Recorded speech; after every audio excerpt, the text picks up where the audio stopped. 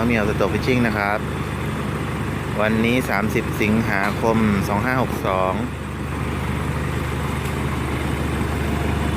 ไปเขื่อนแม่กันนะครับเขื่อนสิริกิติ์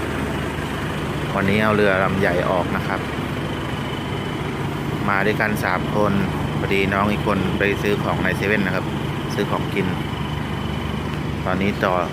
จอดเติมน้ำมันรถน้ำมันเรือนะครับนี่นะครับมากับน้องออฟนี่เหมือนเดิมนะครับแล้วก็มีน้องป่องอีกคนนึงเติมน้ำมันรถกับน้ำมันเรืออยู่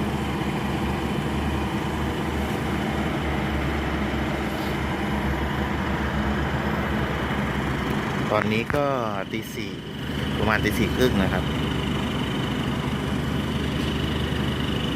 ถ้ายังไงไปเจอกันที่หมายเลยดีกว่าครับ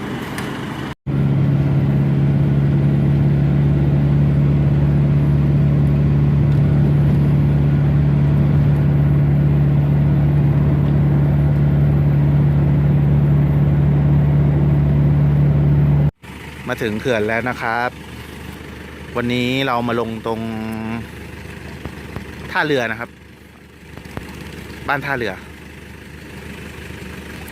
เขื่อนดินกำลังเอาเรือลงกันนะครับ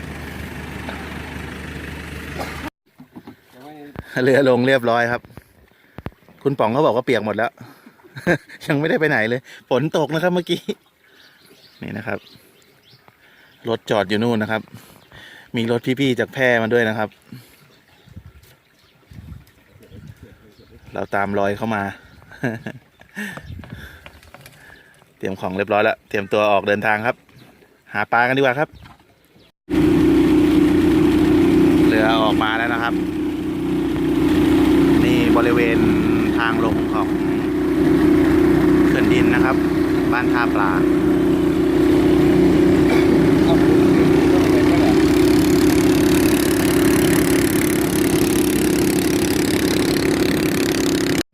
นี่พักกินข้าวกลางวันกันอยู่นะครับตอนนี้เวลา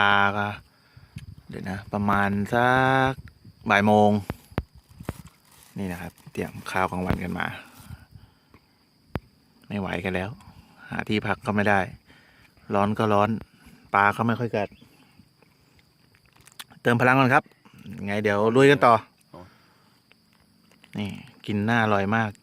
คนอะไรไม่รู้กลับไม่กินแต่ข้าวเหนียวน้องก็กินแต่กลับครับเพราะข้าวเหนียวไม่กิน โอเค